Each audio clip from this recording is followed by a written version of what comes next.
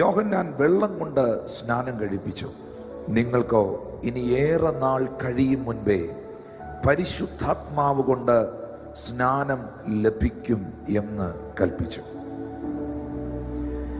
യോഹന്നാൻ വെള്ളം കൊണ്ട് നിങ്ങളെ സ്നാനം കഴിപ്പിച്ചു. നിങ്ങൾക്കോ ഇനി അധിക നാൾ കഴിയും മുൻപേ പരിശുദ്ധാത്മാവ് കൊണ്ട് സ്നാനം ലഭിക്കും എന്ന് പറഞ്ഞു. എന്താണ് പരിശുദ്ധാത്മാ സ്നാനം എന്ന് പറയുന്നത്? നമുക്കറിയാം, ദൈവത്തിൻ്റെ പരിശുദ്ധാത്മാവ് തൃത്വത്തിൽ മൂന്നാം ദൈവമാണ്. പിതാവ്, പുത്രൻ, പരിശുദ്ധാത്മാവ്. പിതാവായ ദൈവം ദൈവമായിരിക്കുന്നത് പോലെ, പുത്രനായ ക്രിസ്തു ദൈവമായിരിക്കുന്നത് പോലെ, പരിശുദ്ധാത്മാവും ദൈവമാണ്. പരിശുദ്ധാത്മാവിന് ഒരു വ്യക്തിത്വമുണ്ട്. പരിശുദ്ധാത്മാവിന് ഒരാളത്വമുണ്ട്. അതുകൊണ്ടാണ് പിതാവിൻ്റെയും പുത്രൻ്റെയും പരിശുദ്ധാത്മാവിൻ്റെയും നാമത്തിൽ എന്ന് രേഖപ്പെടുത്തിയിരിക്കുന്നത്. ദൈവം ആത്മാവാകുന്നു. God is spirit. പിതാവായ ദൈവം പറഞ്ഞ വാഗ്ദത്തങ്ങൾ നിവർത്തിക്കേണ്ടതിന് തൻ്റെ പുത്രനെ ഈ ഭൂമിയിലേക്ക് അയച്ചു. ഒന്നാമത്തെ ബൈബിൾ പ്രവചനം നടക്കുന്നത് ഉൽപ്പത്തി പുസ്തകത്തിലാണ്. മനുഷ്യനെ വഞ്ചിച്ച ആ പാമ്പിനെ നോക്കി, മനുഷ്യനെ വഞ്ചിച്ച പിശാചിനെ നോക്കി യഹോവയാകുന്ന ദൈവം പറഞ്ഞു, നീ സ്ത്രീയെ വഞ്ചിച്ചു എങ്കിൽ സ്ത്രീയുടെ ഉദരത്തിൽ ജനിക്കുന്നവൻ തന്നെ നിന്റെ തലയെ തകർക്കുവാൻ ഇടയാകും. ആ പ്രവചനത്തിന്റെ നിവൃത്തീകരണങ്ങൾ പുത്രനിലൂടെ ഈ ഭൂമിയിൽ വെളിപ്പെട്ടു. പുത്രൻ തമ്പുരാൻ ഈ ഭൂമിയിൽ വന്ന് ജനിച്ച്, ജീവിച്ച്, മരിച്ച്, അടക്കപ്പെട്ട്, മൂന്നാം നാൾ മരണത്തെ ജയിച്ച് യേശു ഉയർത്തെഴുന്നേറ്റ് സ്വർഗാരോഹണം ചെയ്യുന്നതിന് മുൻപ് ശിഷ്യന്മാരോട് പറഞ്ഞു, യോഹന്നാൻ നിങ്ങളെ വെള്ളം കൊണ്ട് സ്നാനം കഴിപ്പിച്ചു, എന്നാൽ നിങ്ങൾക്ക് ഇനി അധിക നാൾ കഴിയും മുൻപേ പരിശുദ്ധാത്മാവ് കൊണ്ടുള്ള സ്നാനം ലഭിക്കും എന്ന് പറഞ്ഞു. ലൂക്കോസ് സുവിശേഷത്തിലേക്ക് വരുമ്പോൾ യേശു പറയുന്നുണ്ട്, നിങ്ങൾ നഗരം വിട്ട് വാങ്ങിപ്പോകാതെ പിതാവിനോട് കേട്ട വാഗ്ദത്തത്തിനായി നിങ്ങൾ നഗരത്തിൽ തന്നെ കാത്തിരിക്കണം. ഉയരത്തിലെ ശക്തി ധരിക്കുവോളം നഗരത്തിൽ തന്നെ കാത്തിരിക്കണം. എന്താണ് പരിശുദ്ധാത്മാവിൻ്റെ പ്രവൃത്തികളും പരിശുദ്ധാത്മ സ്നാനം എന്നൊക്കെ പറഞ്ഞാൽ there's a different levels of experience. നമുക്കറിയാം, യോർദാന്റെ നദിയിൽ യോഹന്നാന്റെ കൈക്കീഴിൽ യേശു ക്രിസ്തു സ്നാനമേറ്റു. പരിശുദ്ധാത്മാവ് പ്രാവന്ന രൂപേണ യേശു കർത്താവിൻ്റെ മേൽ ഇറങ്ങി വന്നു. വിശുദ്ധ തിരുവെഴുത്തുകൾ പഠിക്കുമ്പോൾ നമുക്കറിയാം, ലൂക്കോസ് 4 വരുമ്പോൾ എഴുതിയിരിക്കുന്നു, യേശു ആത്മാവിൻ്റെ നിറവോടെ യോർദാൻ വിട്ട് മടങ്ങി. ആത്മാവ് നിറഞ്ഞവനായി യോർദാൻ വിട്ട് മടങ്ങി. പറഞ്ഞേ, പരിശുദ്ധാത്മാവിൻ്റെ നിറവ്. എന്നാൽ പിശാചിൻ്റെ സകല പരീക്ഷകളെയും അവൻ ജയിച്ചു കഴിഞ്ഞപ്പോൾ, സകല പൈശാചിക പരീക്ഷകളെയും ജയിച്ചു കഴിഞ്ഞപ്പോൾ ആ ലെവൽ ഒന്നും കൂടെ ഹയർ ലെവലിലേക്ക് പോയി. ബൈബിളിൽ അതേ 4-ാം അധ്യായത്തിൽ പറയുന്നു, അതിൻ്റെ 14-ാം വാക്യത്തിൽ, യേശു ആത്മാവിൻ്റെ ശക്തിയോടെ ഗലീലയിലേക്ക് മടങ്ങിച്ചെന്നു. നിറവിൽ നിന്നും ശക്തിയിലേക്ക് പ്രവേശിച്ചു. ആ ശക്തിയോടെയാണ് യേശു കാനാവിലെ കല്യാണത്തിലേക്ക് ചെല്ലുന്നതും. ആ ശക്തിയാണ് അടുത്ത ദിനങ്ങളിൽ ആ 3.5 വർഷക്കാലം യേശുവിൻ്റെ ശുശ്രൂഷയിൽ മാനിഫെസ്റ്റ് ചെയ്തതും. പച്ചവെള്ളം വീഞ്ഞായത്, അന്ധന്റെ കണ്ണ് തുറന്നത്, ചെകിടന്റെ ചെവി കേട്ടത്, ഊമർ സംസാരിച്ചത്, മരിച്ചവർ ഉയർത്തത്, കുഷ്ഠരോഗികൾ ശുദ്ധമായത്. ഇതിനെയെല്ലാം കൂടെ ഒറ്റ വാക്കിനകത്ത് അപ്പോസ്തല പ്രവൃത്തികളിൽ ആമേൻ രേഖപ്പെടുത്തി. നസ്രയനായ യേശുവിനെ ദൈവം പരിശുദ്ധാത്മാവിനാലും ശക്തിയാലും അഭിഷേകം ചെയ്ത് പിശാച് ബാധിച്ചവരെയൊക്കെയും അവൻ വിടുവിച്ചതുമായ വിവരം നിങ്ങൾ അറിയുന്നുവല്ലോ. ഹല്ലേലൂയ. ആത്മശക്തി, ആത്മനിറവ്, ആത്മസ്നാനം, ഇങ്ങനെ ഇതൊക്കെ പഠിക്കാൻ യേശുവിനെ മാത്രം നോക്കിയാൽ മതി. സ്നാനം എന്ന് പറയുന്നത് ക്രിസ്തീയ ജീവിതത്തിന്റെ ഒരു ഫിനിഷിംഗ് ആയിരുന്നോ, ഒരു സ്റ്റാർട്ടിംഗ് ആയിരുന്നോ? ഒന്നുകൂടെ പറയാം. സ്നാനം എന്ന് പറയുന്നത് നിങ്ങളുടെ ക്രിസ്തീയ ജീവിതത്തിന്റെ ഒരു ഫൈനൽ തിങ് ആയിരുന്നോ, അതോ ഒരു ആരംഭമായിരുന്നോ? അപ്പൊ ബാപ്റ്റിസം എന്ന് പറയുന്നത്, സ്നാനം എന്ന് പറയുന്നത് ഒരു ആരംഭമാണ്, ഒരു തുടക്കമാണ്. ഞാൻ സ്നാനപ്പെട്ട് എൻ്റെ ക്രിസ്തീയ ജീവിതം ക്രിസ്തുവിനോടുകൂടെ ജീവിക്കുവാൻ ഞാൻ ആരംഭിക്കുകയായിരുന്നു. തുടക്കം, ഫസ്റ്റ് എക്സ്പീരിയൻസ്. അപ്പോൾ baptism of the holy spirit എന്ന് പറഞ്ഞാൽ, പരിശുദ്ധാത്മ സ്നാനം എന്ന് പറഞ്ഞാൽ അതുകൊണ്ട് തീരുന്നതല്ല പരിശുദ്ധാത്മ ശക്തിയും നിറവും അഭിഷേകവും പ്രവൃത്തികളുമൊക്കെ. ഒന്നുകൂടെ പറയാം. പരിശുദ്ധാത്മ സ്നാനം എന്ന് പറഞ്ഞാൽ നിങ്ങൾക്ക് ആദ്യമായി ഉണ്ടായ അനുഭവമാണ്. അപ്പോസ്തല പ്രവൃത്തികൾ 11-ാം അധ്യായത്തിന്റെ 15-16 വാക്യങ്ങൾ. ഞാൻ സംസാരിച്ചു തുടങ്ങിയപ്പോഴേക്കും പരിശുദ്ധാത്മാവ് ആദിയിൽ നമ്മുടെ മേൽ എന്ന പോലെ. ആ വേർഡ് വളരെ പ്രധാനപ്പെട്ട ഒന്നാണ്. ഞാൻ സംസാരിച്ചു തുടങ്ങിയപ്പോഴേക്കും പരിശുദ്ധാത്മാവ് ആദിയിൽ നമ്മുടെ മേലെന്ന പോലെ അവരുടെ മേലും വന്നു. ആദ്യമായി വന്നു. പറഞ്ഞേ, ആദ്യമായി വന്നു. ഹല്ലേലൂയ. അടുത്ത വാക്യത്തിൽ രേഖപ്പെടുത്തിയിരിക്കുകയാണ്, യോഹന്നാൻ വെള്ളം കൊണ്ട് നിങ്ങളെ സ്നാനം കഴിപ്പിച്ചു, നിങ്ങൾക്കോ പരിശുദ്ധാത്മാവ് കൊണ്ടുള്ള സ്നാനം ലഭിക്കുമെന്ന് കർത്താവ് പറഞ്ഞ വാക്ക് അന്നേരം ഓർത്തെന്ന്. ആദ്യമായി അവരിലേക്ക് പരിശുദ്ധാത്മാവ് വന്നപ്പോൾ, ഫസ്റ്റ് ടൈം, ശ്രദ്ധിക്കുന്നുണ്ടോ? ആദ്യമായി അവരിലേക്ക് പരിശുദ്ധാത്മാവ് വന്നപ്പോൾ കർത്താവ് പറഞ്ഞ വാക്ക് ഓർത്തു. എന്താ ഓർത്തെ? യോഹന്നാൻ നിങ്ങളെ വെള്ളം കൊണ്ട് സ്നാനം കഴിപ്പിച്ചു, നിങ്ങൾക്കോ പരിശുദ്ധാത്മാവ് കൊണ്ടുള്ള സ്നാനം ലഭിക്കുമെന്ന് കർത്താവ് പറഞ്ഞ വാക്ക് അന്നേരം ഓർത്തെന്ന്. അപ്പൊ ആദ്യമായിട്ട് പരിശുദ്ധാത്മാവിനെ അനുഭവിച്ചപ്പോൾ എന്തുകൊണ്ടാണ് പരിശുദ്ധാത്മ സ്നാനം എന്ന കാര്യം അവർ ഓർത്തത്? അപ്പോൾ ആദ്യമായി നമുക്കുണ്ടാകുന്ന ആദ്യമായി ലഭിക്കുന്ന അനുഭവമാണ് പരിശുദ്ധാത്മ സ്നാനം എന്ന് പറയുന്നത്. ഹല്ലേലൂയ. ഇനി നിങ്ങൾ മനസ്സിലാക്കേണ്ട ഒരു കാര്യമുണ്ട്. പരിശുദ്ധാത്മ സ്നാനം എന്നുള്ളത് ജലസ്നാനത്തിന് പകരമല്ല. പരിശുദ്ധാത്മ സ്നാനം എന്നത് ജലസ്നാനം അല്ല. ഞാൻ പറയുന്നത് മനസ്സിലാകുന്നുണ്ടോ? എന്നോട് ചിലർ പറഞ്ഞിട്ടുണ്ട്, ഞങ്ങൾ സ്നാനപ്പെട്ടിട്ടില്ല, സ്നാനപ്പെടാൻ ഞങ്ങൾക്ക് താല്പര്യമില്ല, പക്ഷെ ഞങ്ങളിൽ പരിശുദ്ധാത്മാവുണ്ട്, ഞങ്ങൾ പരിശുദ്ധാത്മ സ്നാനം പ്രാപിച്ചവരാണ്.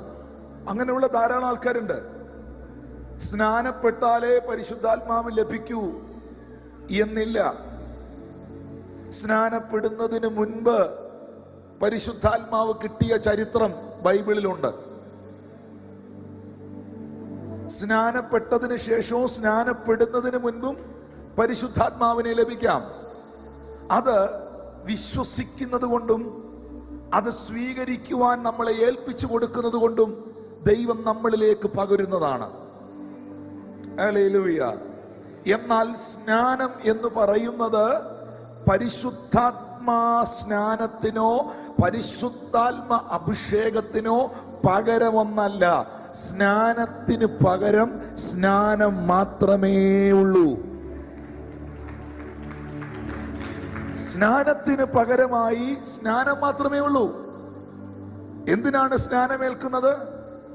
സ്നാനമേൽക്കുന്നത് റോമർ 6:1 പറയുന്നു, കൃപ പെരുകേണ്ടതിന് പാപം ചെയ്തുകൊണ്ടിരിക്കുകയെന്നോ ഒരു നാളും അരുത്. പാപസംബന്ധമായി മരിച്ചവരായ നാം ഇനി അതിൽ ജീവിക്കുന്നത് എങ്ങനെയല്ല, യേശു ക്രിസ്തുവിനോട് കൂടെ ചേരുവാൻ സ്നാനമേറ്റ നാം എല്ലാവരും അവന്റെ മരണത്തിൽ പങ്കാളികളാകാൻ സ്നാനമേറ്റിരിക്കുന്നു.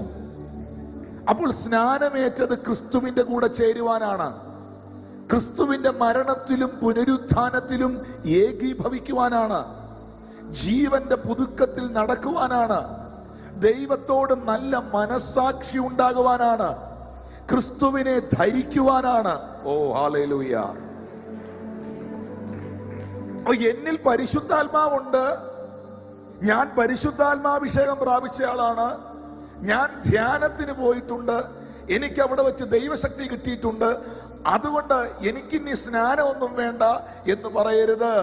സ്നാനവും പരിശുദ്ധാത്മ സ്നാനവും ജലസ്നാനവും രണ്ടും രണ്ടാണ്.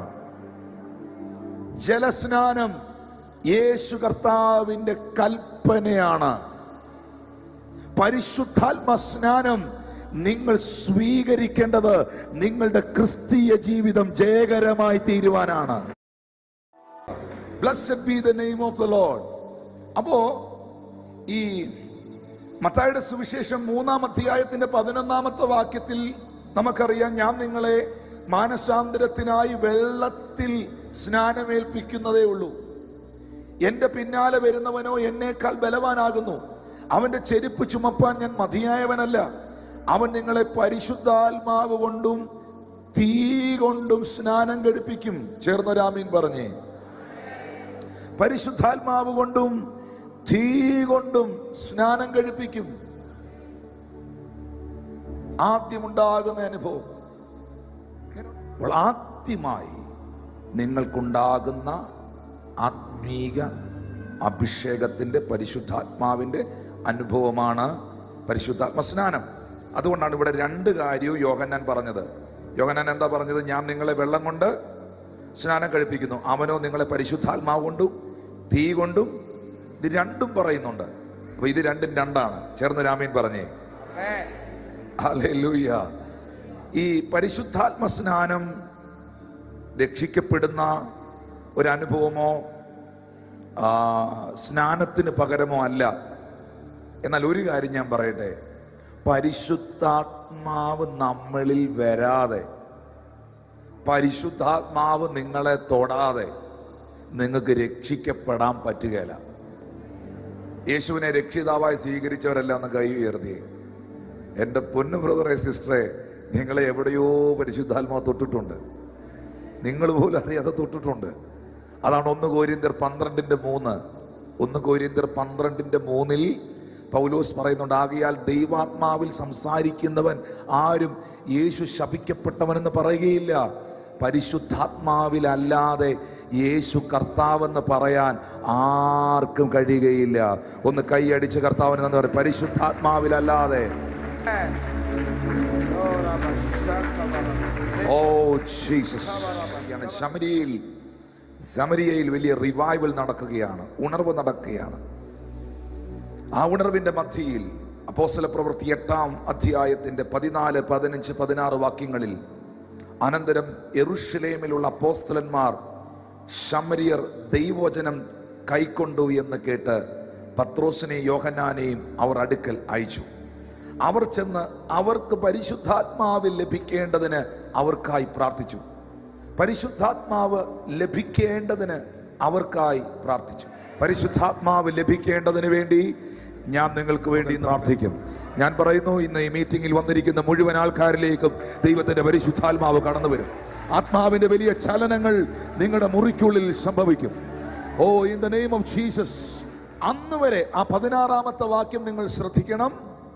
അന്ന് വരെ അവരിൽ ആരുടെ മേലും ആത്മാവ് വന്നിരുന്നില്ല. അവർ കർത്താവായ യേശുവിന്റെ നാമത്തിൽ സ്നാനം ഏറ്റിരുന്നതേ ഉള്ളൂ.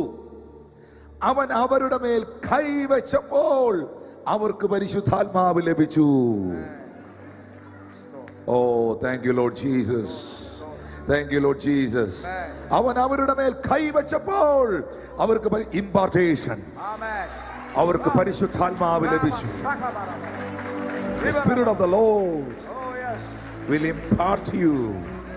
ഇനി അങ്ങനൊരു സംഭവം അവിടെ നടന്ന കാരണം കൊണ്ട് അതിന്റെ 18-ാമത്തെ വാക്യത്തിലേക്ക് വരുമ്പോൾ 18-ാമത്തെ വാക്യത്തിൽ പറയുന്നു, അപ്പോസ്തലന്മാർ കൈവച്ചതിനാൽ പരിശുദ്ധാത്മാവ് ലഭിച്ചത് ശീമോൻ കണ്ടാറെ അവർക്ക് ദ്രവ്യം കൊണ്ടുവന്നു.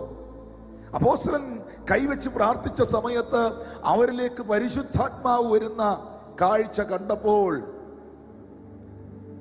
ഒരു മനുഷ്യൻ, ശീമോൻ എന്ന് പറയുന്ന മനുഷ്യൻ, കുറെ കാശുമായിട്ട് വന്നു. എന്തിനാണെന്നറിയോ? സാറേ, എത്ര പൈസ വേണേലും തന്നേക്കാം, കുറച്ച് പരിശുദ്ധാത്മാവ് എനിക്കൂടെ തരണം. എന്താണ് സംഭവിച്ചത്? 19-ാമത്തെ വാക്യത്തിൽ പറയുന്നു, താൻ ഒരുത്തന്റെ മേൽ കൈവച്ചാൽ അവനും പരിശുദ്ധാത്മാവ് ലഭിക്കാൻ തക്കവണ്ണം ഈ അധികാരം എനിക്ക് തരണമെന്ന് പറഞ്ഞു. ഇങ്ങനെ ഇത് ഒരു ഡേഞ്ചറസ് സോണാണ്. ഇത് ദൈവം ഒട്ടും ഇഷ്ടപ്പെടുന്ന കാര്യമല്ല. ദൈവം നിനക്ക് പരിശുദ്ധാത്മാവിനെ തരുന്നത് ഷോ കാണിക്കാനല്ല. അവൻ ചിന്തിച്ചു, അപ്പോസ്തലന്മാർ കൈവച്ചപ്പോൾ അവരുടെ എല്ലാം മേളിൽ പരിശുദ്ധാത്മാവ് വരുന്നത് കണ്ടു. ആള് കൂടുന്നു, അപ്പോസ്തലന്മാരെ തൊടാൻ നിൽക്കുന്നു, അവരുടെ നിഴല് വീഴാൻ ആൾക്കാരെ കൊണ്ട് കിടത്തുന്നു. കൊള്ളാലോ പരിപാടി. എന്നാ പിന്നെ എനിക്കും ആയേക്കാം. എന്നാൽ ഞാൻ രക്ഷിക്കപ്പെടാനോ പ്രാർത്ഥിക്കാനോ തയ്യാറാകുന്നില്ല. എന്റെ മേളിൽ അതിന്റെ വിളിയില്ല. ഇതിനൊന്നും തയ്യാറാകാതെ എൻ്റെ കയ്യിൽ കുറെ കാശുണ്ട്, അതുകൊണ്ട് ഈ പരിശുദ്ധാത്മാവിനെ എങ്ങനെങ്കിലും മേടിച്ചിട്ട് ഞാനും ചിലരുടെ മേലിലൊക്കെ കൈവെക്കുമ്പോൾ അവരും വീഴാൻ, അവരും ഇത് പ്രാപിക്കാൻ, അവരും ഇത് സ്വീകരിക്കാൻ, അപ്പോൾ എല്ലാവരും എന്നെ ഒന്ന് ശ്രദ്ധിക്കാൻ എനിക്കൂടി ഇത് തരണമെന്ന് പറഞ്ഞു. പത്രോസ് അവനോട്, ദൈവത്തിന്റെ ദാനം പണത്തിന് വാങ്ങിക്കൊള്ളാമെന്ന് നീ നിരൂപിക്കുന്നത് കൊണ്ട് നിന്റെ പണം നിന്റെ കൂടെ നശിച്ചു പോകട്ടെ എന്ന് പറഞ്ഞു. അപ്പോസ്തലന്റെ വായിന്ന് ഡിക്ലറേഷൻ വീണില്ലേ? തീർന്നില്ലേ അവന്റെ പണി? ഒന്ന് കൈയടിച്ച് കർത്താവിന് നന്ദി പറഞ്ഞേ.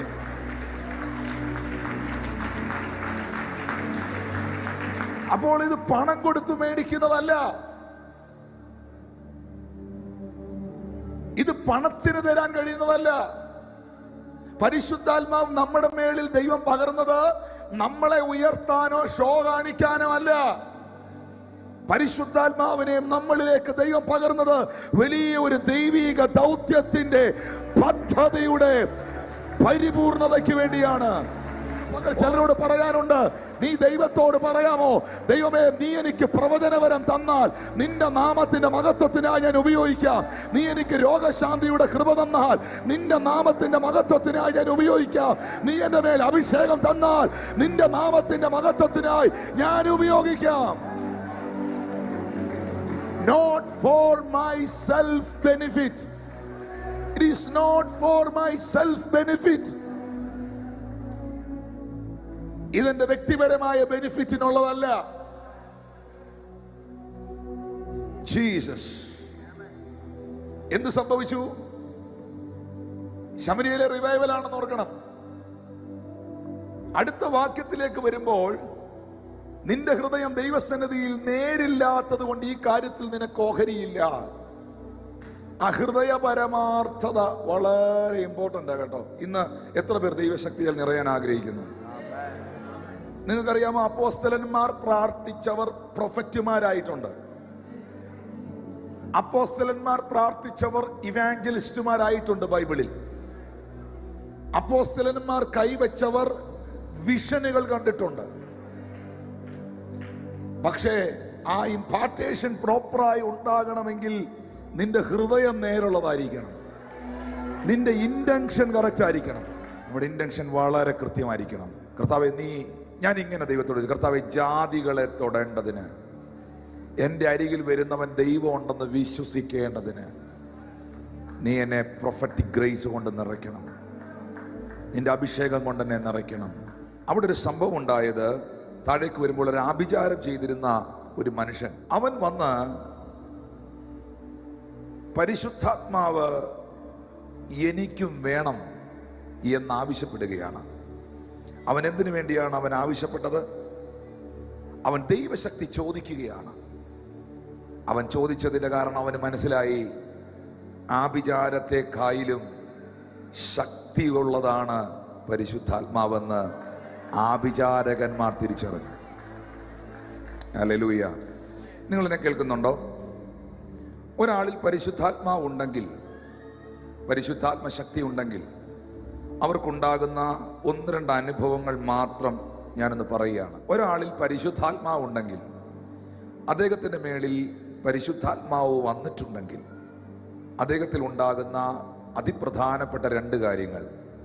ഒന്ന്, അപ്പോസ്തലപ്രവൃത്തി 4:31 പറയുന്നു, ഇങ്ങനെ പ്രാർത്ഥിച്ചപ്പോൾ അവർ ഇരുന്ന സ്ഥലം കുലുങ്ങി, എല്ലാവരും പരിശുദ്ധാത്മാവ് നിറഞ്ഞവരായി ദൈവവചനം ധൈര്യത്തോടെ പ്രസ്താവിച്ചു.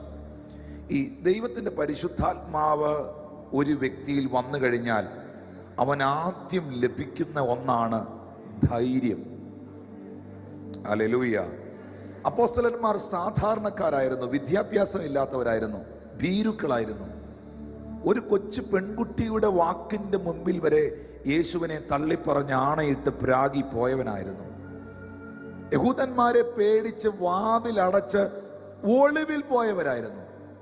എന്നാൽ പരിശുദ്ധാത്മാവ് പത്രോസിൻ്റെ മേളിൽ വന്നു കഴിഞ്ഞപ്പോൾ, പരിശുദ്ധാത്മശക്തിയിൽ നിറഞ്ഞു കഴിഞ്ഞപ്പോൾ, ഈ വിമർശിച്ച യേശുവിനെ ക്രൂശിച്ച കൂട്ടത്തിലുള്ള ആൾക്കാർ ഈ ഹാളിലേക്ക് ഓടിക്കേറിയ സമയത്ത് പത്രോസ് എഴുന്നേറ്റെന്ന് വായ് തുറന്ന് പ്രസ്താവിച്ചു, നിങ്ങൾ തൂക്കിക്കൊന്ന യേശുവിനെ, നിങ്ങൾ ക്രൂശിച്ച ക്രിസ്തുവിനെ പിതാവായ ദൈവം മരിച്ചവരിൽ നിന്ന് ഉയർപ്പിച്ചു. അതിന് ഞങ്ങൾ സാക്ഷികളാകുന്നു. മറ്റൊരുത്തനിലും രക്ഷയില്ല. രക്ഷിക്കപ്പെടാൻ ആകാശത്തിന്റെ കീഴിൽ മനുഷ്യരുടെ ഇടയിൽ നൽകപ്പെട്ട വേറൊരു നാമമില്ല. ധൈര്യത്തോടെ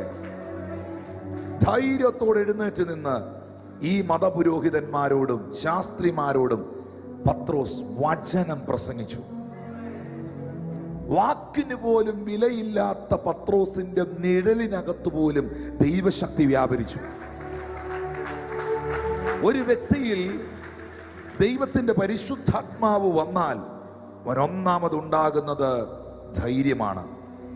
ധൈര്യം. അവൻ ഒന്നിനെയും ഭയക്കുന്നവനായിരിക്കത്തില്ല. മതത്തെയോ സംഘടനയോ അശുദ്ധിയെയോ അശുദ്ധന്മാരെയോ ദുരുപദേശങ്ങളെയോ ദുരുപദേഷ്ടാക്കന്മാരെയോ തെറ്റായി പഠിപ്പിച്ച് വഴിതെറ്റിക്കുന്നവരെ ഒന്നും അവൻ ഭയപ്പെടുന്നവനായിരിക്കത്തില്ല. അവൻ സത്യത്തിനും നേരിനും വേണ്ടി നിലകൊള്ളുന്നവനായിരിക്കും. അവൻ്റെ അകത്ത് പരിശുദ്ധാത്മാവ് വന്നു കഴിയുമ്പോൾ അവനൊരു വലിയ ധൈര്യം ഉണ്ടാകും. അവന് ഒളിച്ചും പാത്തും പ്രാർത്ഥനയ്ക്ക് പോകുന്നവനായിരിക്കത്തില്ല. അവൻ തൻ്റെ ഇടത്തോടെ കർത്താവിന് വേണ്ടി നിൽക്കുന്നവനായിരിക്കും. തൻ്റെ ഇടത്തോടെ. അതുകൊണ്ടാണ് 2 തീമോഥെയോസിന്റെ ലേഖനം 1-ാം അധ്യായം 7-ാം വാക്യത്തിൽ എഴുതിയിരിക്കുന്നത്, ഭീരുത്വത്തിന്റെ ആത്മാവിനെ അല്ല, ശക്തിയുടെയും സ്നേഹത്തിന്റെയും സുബോധത്തിന്റെയും ആത്മാവിനെ അത്രേ ദൈവം നമുക്ക് തന്നത്. എന്നിലും നിങ്ങളിലും വ്യാപരിക്കുന്നത് ഭീരുത്വത്തിന്റെ ആത്മാവല്ല, ശക്തിയുടെയും സ്നേഹത്തിന്റെയും സുബോധത്തിന്റെയും ആത്മാവാണ്. ഞാനിവിടെ വചനം ശുശ്രൂഷിച്ചുകൊണ്ടിരിക്കുമ്പോൾ എല്ലാ ഭീരുത്വവും എല്ലാ ഭയവും യേശുവിൻ നാമത്തിൽ നിങ്ങളുടെ അകത്തുനിന്ന് വിട്ടുമാറട്ടെ. ശക്തിയുടെ ആത്മാവാണ്, സുബോധത്തിന്റെ ആത്മാവാണ്, ഇത് സ്നേഹത്തിന്റെ ആത്മാവാണ്. ചേർന്നൊരു ആമീൻ പറയാവോ? അപ്പൊ പരിശുദ്ധാത്മാവ് ഒരു വ്യക്തിയിൽ വന്നാൽ ഈ ദൈവവചന സത്യത്തിന് വേണ്ടി നിൽക്കാനുള്ള ഒരു തൻ്റെ ഇടം, ഒരു ധൈര്യം അവൻ്റെ അകത്തുണ്ടാകും. സത്യം നിങ്ങൾ അറിയുകയും സത്യം നിങ്ങളെ സ്വതന്ത്രരാക്കുകയും ചെയ്യും. ഹല്ലേലൂയ. റോമർക്കെഴുതിയ ലേഖനം 5-ാം അധ്യായത്തിന്റെ 5-ാം വാക്യം വായിക്കുമ്പോൾ ബൈബിൾ പറയുന്നുണ്ട്, ദൈവത്തിന്റെ സ്നേഹം നമുക്ക് നൽകപ്പെട്ട പരിശുദ്ധാത്മാവിനാൽ നമ്മുടെ ഹൃദയങ്ങളിൽ പകർന്നിരിക്കുന്നല്ലോ. ദൈവത്തിന്റെ സ്നേഹം നമുക്ക് നൽകപ്പെട്ട പരിശുദ്ധാത്മാവിനാൽ നമ്മുടെ ഹൃദയങ്ങളിൽ പകർന്നിരിക്കുന്നല്ലോ. പരിശുദ്ധാത്മാവ് ഒരാളുടെ മേൽ ഉണ്ടെങ്കിൽ രണ്ടാമത്തെ സൈൻ എന്ന് പറയുന്നത് ആ മനുഷ്യന്റെ അകത്ത് ദൈവ സ്നേഹമുണ്ടായിരിക്കും. പരിശുദ്ധാത്മാവ് ഒരുത്തനിൽ നൽകപ്പെട്ടാൽ അവന്റെ ഹൃദയത്തിൽ ദൈവത്തിന്റെ സ്നേഹമുണ്ടായിരിക്കും. അവന്റെ കുടുംബത്തോട്, അവന്റെ സമൂഹത്തോട്, അവൻ്റെ സഹപ്രവർത്തകരോട്, സഭയോട്, ആ വ്യക്തിയുമായി ഇടപഴകുന്നവരോടെല്ലാം തന്നെ ആ വ്യക്തിയിൽ ആഴമേറിയ ദൈവസ്നേഹത്തിൻ്റെ ഒരു പ്രകടനം കാണാനായി കഴിയും. ഹല്ലേലൂയ. ഈ ആദിമ നൂറ്റാണ്ടിൽ പരിശുദ്ധാത്മ സ്നാനം നടന്ന 4 പ്രധാനപ്പെട്ട അനുഭവങ്ങളുണ്ട്. 4 പ്രധാനപ്പെട്ട അനുഭവം. ഞാൻ ആ 4 അനുഭവങ്ങൾ നിങ്ങളുടെ മുമ്പിൽ ഇന്നിപ്പം പഠിപ്പിക്കാനായിട്ട് നിന്നാൽ അത് മാത്രം കൊണ്ട് ഇന്നത്തെ സെഷൻ തീരും. എന്നാൽ ഒരു കാര്യം മാത്രം നിങ്ങൾ പഠിച്ചിരിക്കുക, മനസ്സിലാക്കുക. പരിശുദ്ധാത്മ സ്നാനം എന്ന് പറയുന്നത് സ്നാനം പോലെ തന്നെ അവസാനമല്ല, ചിലതിൻ്റെ തുടക്കമാണ്. സ്നാനം പോലെ തന്നെ ഒരാരംഭമാണ്. ദൈവം നിങ്ങളെ ഉപയോഗിക്കാൻ ആരംഭിക്കുകയാണ്. ദൈവം നിങ്ങളെ വളർത്താൻ ആരംഭിക്കുകയാണ്. അതാണ് ആദ്യമുണ്ടാകുന്ന അനുഭവം. ഇതുവരെ അങ്ങനെ ഒരു അനുഭവം, ഇതുവരെ പരിശുദ്ധാത്മ ശക്തിയുടെ ഒരു അനുഭവം ഉണ്ടായിട്ടില്ലാത്തവരിൽ അതിവിടെ സംഭവിക്കുവാൻ പോവുകയാണ്. ഒത്തിരി പേർ അന്യഭാഷയിൽ പ്രാർത്ഥിക്കും. ഒത്തിരി പേർ പുതുതായി അന്യഭാഷയിൽ പ്രാർത്ഥിക്കും. കൈകളൊന്ന് അടിച്ചതൊന്ന് ഒരുപാട് ജീവിതങ്ങളിലേക്ക് ദൈവശക്തി കടന്നു വരുവാനിടയായിത്തീരും. Thank you Jesus. ദൈവത്തിന്റെ പരിശുദ്ധാത്മാവിനെ വിശുദ്ധ ബൈബിൾ 7 കാര്യങ്ങളോടുകൂടെ ഉപമിച്ചിരിക്കുകയാണ്. പ്രതീകമായി, ദൃഷ്ടാന്തമായി, അടയാളമായി 7 കാര്യങ്ങൾ. നമ്പർ 1 ഈസ് ഓയിൽ, എണ്ണ. പറഞ്ഞ എണ്ണ. നമ്പർ 2 ഈസ് വിൻഡ്, കാറ്റ്. 3-മതായി ഫയർ, തീ. 4-മതായി സീൽ, മുദ്ര. 5-മതായി ഡവ്, പ്രാവ്. 6-മതായി വാട്ടർ, വെള്ളം. 7-മതായി വൈൻ, വീഞ്ഞ്. ഈ 7 കാര്യങ്ങളോടുകൂടെ ബൈബിൾ പരിശുദ്ധാത്മാവിനെ കമ്പയർ ചെയ്യുന്നു. അതിൽ 2 കാര്യങ്ങൾ മാത്രം ഞാൻ പറയുകയാണ്. Number 1 is oil. പറഞ്ഞേ, എണ്ണ. ഇത് പ്രതീകമാണ്, ദൃഷ്ടാന്തമാണ്. പരിശുദ്ധാത്മാവ് എണ്ണയാണോ? അല്ല. പരിശുദ്ധാത്മാവ് കേവലം പ്രാവാണോ? അല്ല. പരിശുദ്ധാത്മാവ് എന്തോ ഒരു കാറ്റാണോ? അല്ല. പരിശുദ്ധാത്മാവ് ഒരു തീയാണോ? അല്ല. ഇതെല്ലാം പരിശുദ്ധാത്മാവിൻ്റെ ദൃഷ്ടാന്തങ്ങളാണ്, പ്രതീകങ്ങളാണ്, പരിശുദ്ധാത്മാവിൻ്റെ സമാന്തരമായ ചിന്തകളാണ്. ആമേൻ. അതിൽ 1-മത്തതാണ് എണ്ണ, ഓയിൽ. ഇന്ന് ഒത്തിരി പേർക്ക് ഇങ്ങനെ എക്സ്പീരിയൻസുകൾ ഉണ്ടാകാൻ പോവുകയാണ്.